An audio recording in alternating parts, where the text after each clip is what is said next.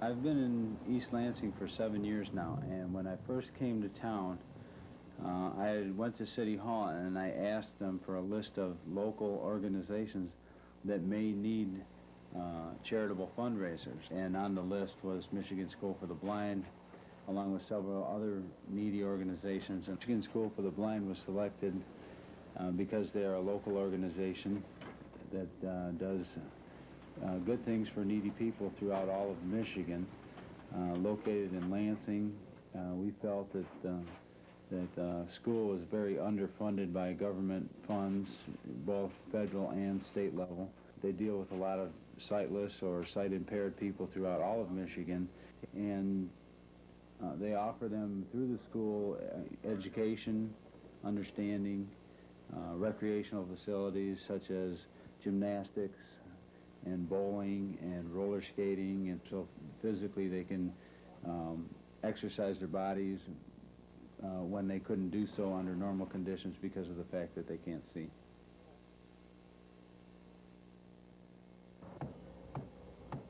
This was built last year, and what we're basically doing is we're playing salvage crew out here. We're putting in twice as many supports where it's weaker. We're going to be putting a new surface on it also.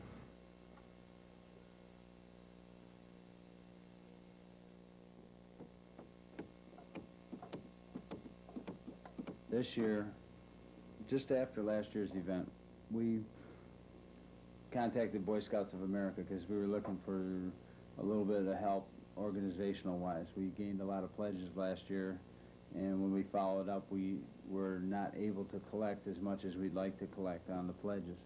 Now, Boy Scouts of America allows us to ensure the activity that we're doing as long as it's affiliated with a Boy Scout fundraiser, which is what we did this year. My Explorer Post, which I sponsored in May of '86, was the sponsoring organization of this event, and therefore it insured by Boy Scouts of America.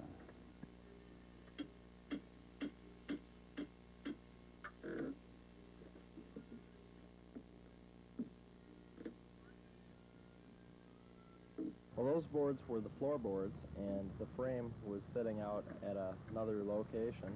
While it was sitting at this location, the wood became waterlogged and started to rot, and we're going to replace a few boards on that.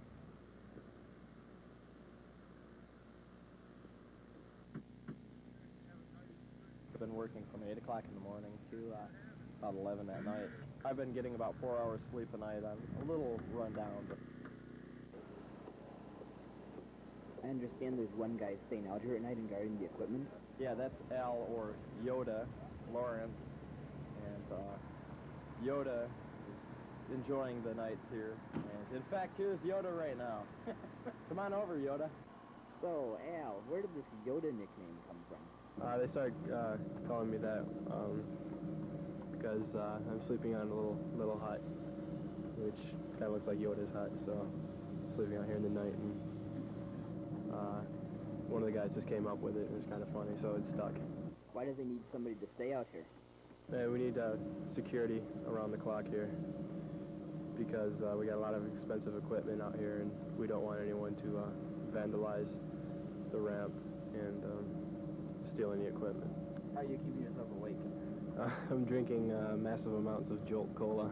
It kind of does it to me. How many hours of sleep are you getting at night? Usually about 3 hours.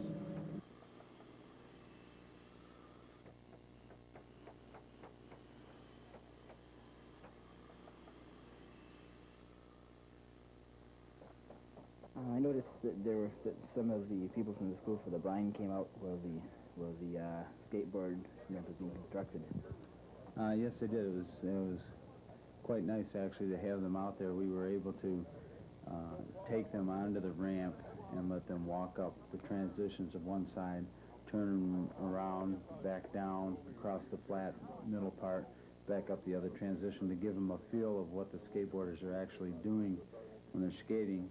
And they also were able to feel and touch the skateboarders' equipment, such as the knee pads and the helmets and the wrist guards and things, and also their skateboards, and actually get an idea in their minds exactly what tools are being used and what protective gear are being used and the type of facilities that are used to do skateboarding.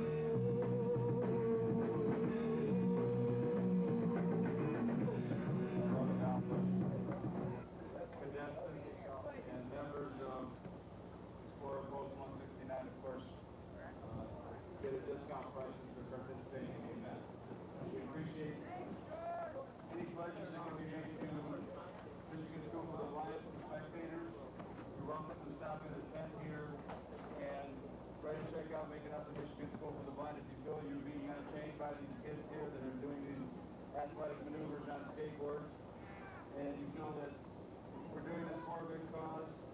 We appreciate it if you can stop in the tent and patronize. Thank you.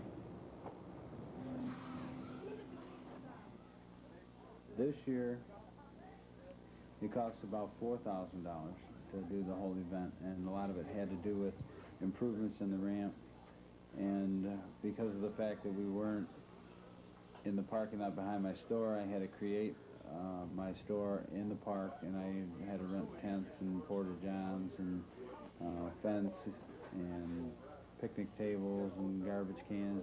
Were you concerned that it might rain? Yes, very much so. As a matter of fact, I became a big fan of the Weather Channel over the last month or so, because last year, of course, we had everything planned out and organized and had the big ramp set up, and then about a day and a half into the benefit, it started to rain, and it continued to rain for about 6 days straight. And we anticipated rain this year by getting some tarp material to put over the ramp. Unfortunately, it didn't seem to work too well, because along with the rain comes wind, and when the wind came by, it blew the tarp off the ramp. But it didn't inhibit us from continuing the 50-hour skate. People kept skating even during the rain. And we're planning on doing it again next year about the same dates in Frandor area, too. So we'll keep our fingers crossed.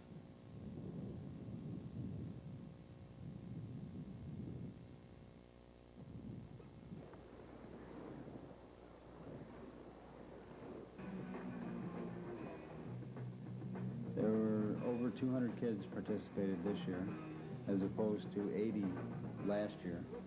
And we had 5 of the top 10 professional skaters in the world flew in from California and Arizona to participate in this event. Each one of them waived their normal fees in order to participate in the benefit for a good cause.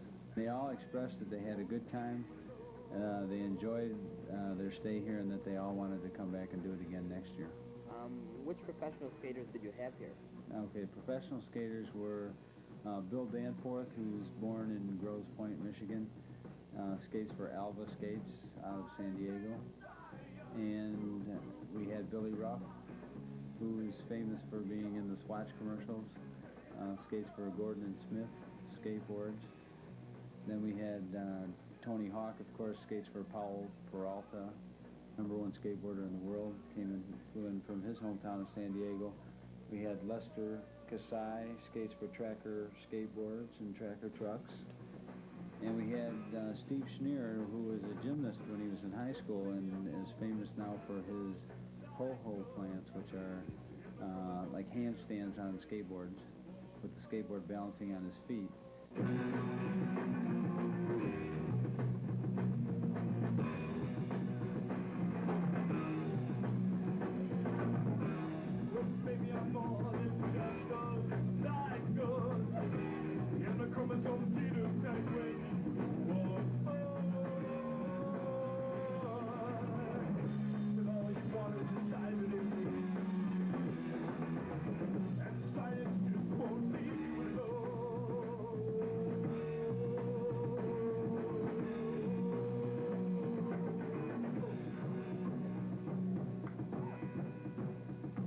We have skateboard Bill Danforth, skates for Alva Skates. And we have Lester Kasai, skates for Tracker Trucks, Tracker Boards. When you see these guys skate out here, give them a hand. Let's give them a hoot and holler out here. If you see a trick, they're skating their heart out right now.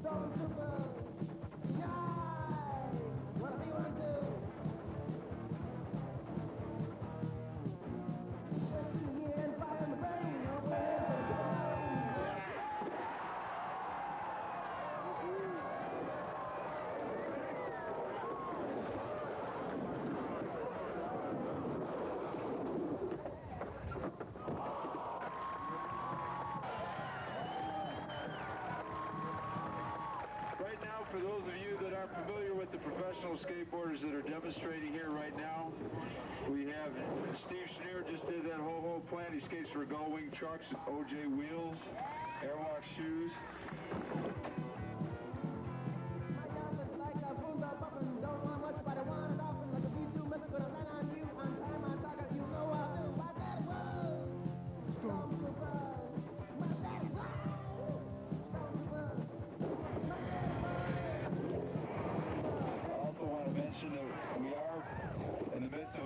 Michigan School for the Blind.